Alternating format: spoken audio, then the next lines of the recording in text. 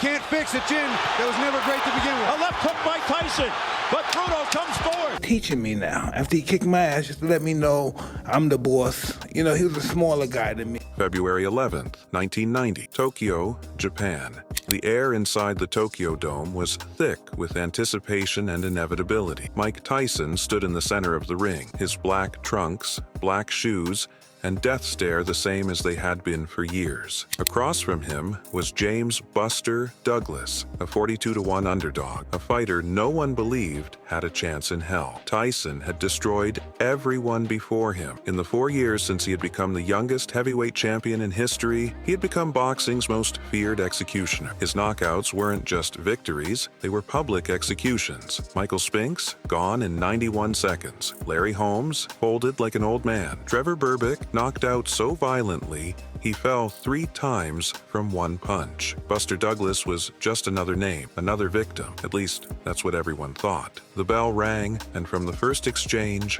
something was wrong. Tyson's movements were slower than usual. His reflexes were just a fraction off. His signature head movement, gone. Douglas wasn't scared. He fought back, using his long jab to keep Tyson at bay. And then, the 10th round, history changed. Douglas unleashed a flurry of punches, snapping Tyson's head back, rocking the undefeated champion. And then, a brutal right uppercut. Tyson stumbled, eyes vacant. A left, a right. Tyson collapsed. For the first time in his life, the man who had terrorized the boxing world lay on the canvas, desperately trying to reach for his mouthpiece like a child looking for a lost toy. The referee counted. 7, 8, 9, 10! Exclamation mark. Mike Tyson was knocked out. The world gasped. The baddest man on the planet had been human after all. Mike Tyson was born on June 30th, 1966 in Brooklyn, New York, into a world of poverty, crime, and violence. His father was gone before he could remember, and his mother, Lorna Tyson, struggled to keep food on the table. They lived in Brownsville, one of the most dangerous neighborhoods in New York, a place where only the ruthless survive. By the time he was 10 years old, Tyson had already been arrested dozens of times. "I was robbing people, fighting on the streets,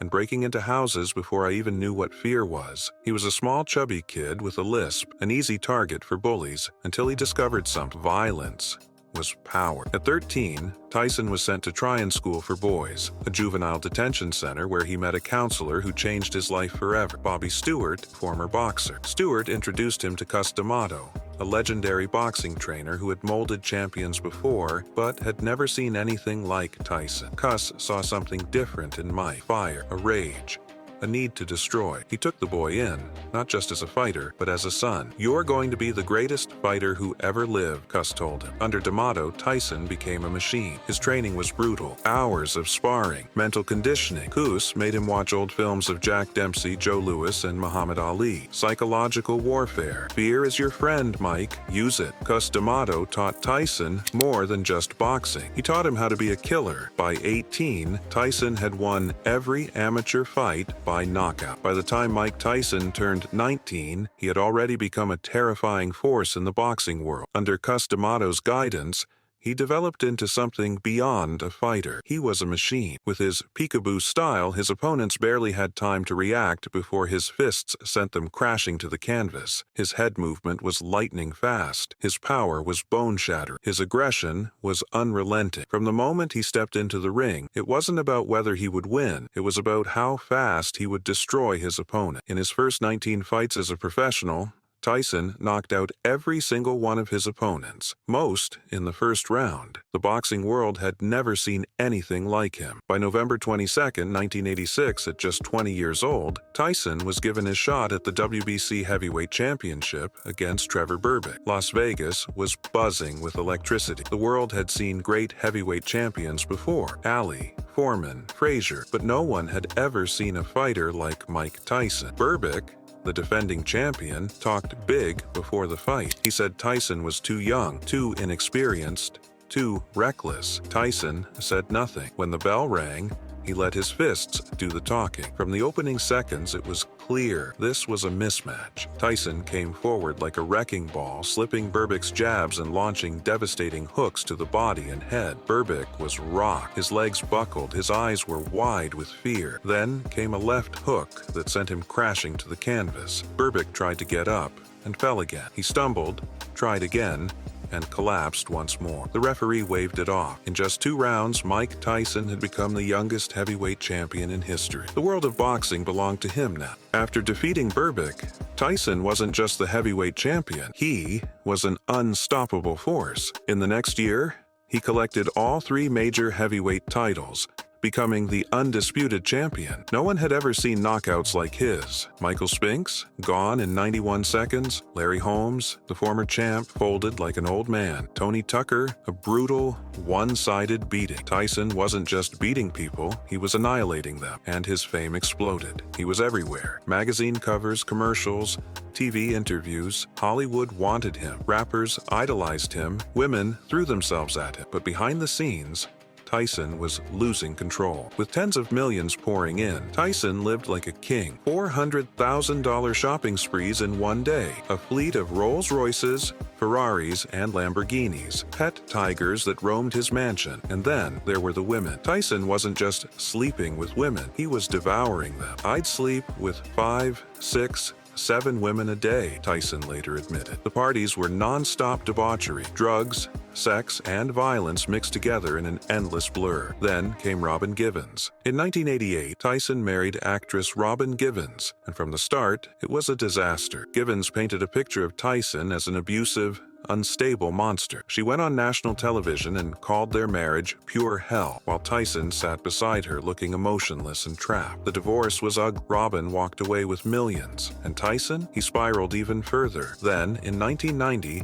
came the Tokyo Dome disaster, the moment his entire world collapsed. The world expected another Tyson slaughter when he faced Buster Douglas on February 11, 1990. But Tyson had stopped training seriously. Instead of sparring, he was partying with women until 4 a.m. the night before the fight. He looked sluggish, slow, and flat-footed in the ring, and Douglas, he wasn't afraid. For 10 rounds, Douglas punished Tyson, keeping him at bay with his jab. Then came the 10th round. A brutal uppercut sent Tyson crashing to the canvas. For the first time in his life, he was knocked out. The world gasped. The monster had been slain, and Tyson was never the same. In 1991, Tyson met 18-year-old Desiree Washington, a beauty pageant contestant. Days later, she accused him of rape. The trial was a media circus. Some believed Tyson was set up. Others believed he was finally facing justice. In 1992, the verdict came down. Guilty. Tyson was sentenced to 6 years in prison. The world's most feared fighter was now just another inmate. Tyson served 3 years before being released in 1995. But the world had moved on. Boxing was different now. A new champion, Evander Holyfield, ruled the division. Tyson wanted his throne back. He returned, knocking out Frank Bruno to reclaim his title. But when he stepped into the ring with Holyfield, the reality hit him. He wasn't the same fighter anymore. Holyfield dominated him, and in a moment of pure frustration and madness, Tyson did something that would haunt him forever. In the rematch,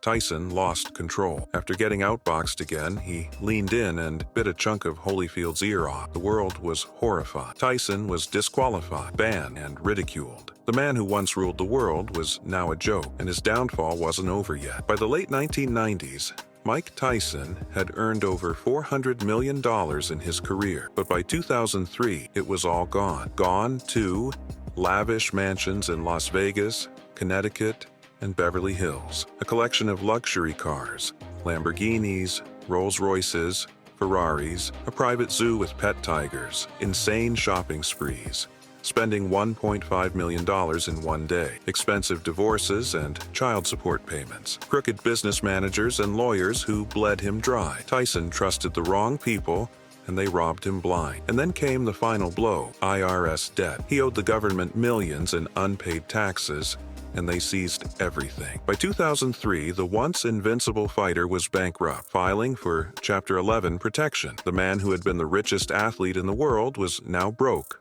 lost, and spiraling. Without money, without boxing, without purpose, Tyson fell into darkness. He turned to drugs, cocaine, alcohol, and pills to numb the pain. A string of toxic relationships that only made things worse. Multiple arrests for drug possession, DUI, and assault. In 2004, during a TV interview, Tyson admitted, "I'll never be happy. I believe I'll die alone. I'm a broken man." In 2003, Tyson made a decision that confused everyone. He got a giant tribal tattoo on his face. People laughed at it. They thought it was another sign of his decline. But for Tyson, it was symbolic. I just didn't want to be that person anymore. I was hiding from myself, but the chaos wasn't over. In 2005, Tyson was seen brawling with men in the streets of Brooklyn. At 39 years old, he was now fighting random people for money. The former heavyweight champion was now a cautionary tale. And then, in 2006, he hit absolute rock bottom. On December 29, 2006, in Las Vegas, Tyson was pulled over by police. The officers found cocaine on it. He was high, incoherent, and broken. At his court hearing, he shocked the world by admitting, "I am a drug addict. I am an alcoholic. I need help." For the first time, Mike Tyson, Iron Mike, the baddest man on the planet, admitted he was weak. And then, in a chilling moment, he said, "I don't deserve to live. I just want to fade away." This was the lowest point of his life. He was on the verge of dying like so many fallen legends before him. But somehow, against all odds, he survived. And what came next shocked the world. In 2007, Tyson finally went to rehab. For the first time in his life, he faced his demons, his abusive childhood, his fear of being alone, his self-hatred. Instead of fighting the world, he started fighting himself, and slowly he began to rebuild. Then, in 2009, something surprising happened. Tyson became a movie star. His cameo in The Hangover was a massive hit. People saw a new side of Tyson, funny, self-aware, and even likable. Suddenly, the world didn't hate him, and he became a fan favorite again. He started doing more movies and TV appearances, stand-up comedy tours, where he made fun of himself, interviews about his past mistakes. He was no longer a monster. He was a man trying to heal. In 2017, Tyson launched Tyson Ranch, a multi-million-dollar cannabis company. He turned his life of violence into a life of peace. Instead of fighting in the ring, he started training young boxers. He found love again, marrying his third wife, Lakiha Spicer, and becoming a dedicated father. Then, in 2020, at the age of 54, Tyson shocked the world one more time. He returned to the ring for an exhibition fight against Roy Jones Jr., and he looked good. The fire was still there, the power was still there. Mike Tyson had come full circle. He wasn't the reckless monster of the past. He was a warrior who had finally found peace. Mike Tyson's story isn't just about boxing. It's about redemption. It's about a man who rose from the streets to become the most feared fighter in the world, had everything, then lost it all, destroyed himself, then rebuilt himself from nothing. He is living proof that even the most broken people can find their way back. Today, Tyson is more respected than ever, and his legacy, it's not just about knockouts. It's about a fighter who refused to stay down, because true champions aren't the ones who never fall. They're the ones who get back up. And Mike Tyson, he always gets back up.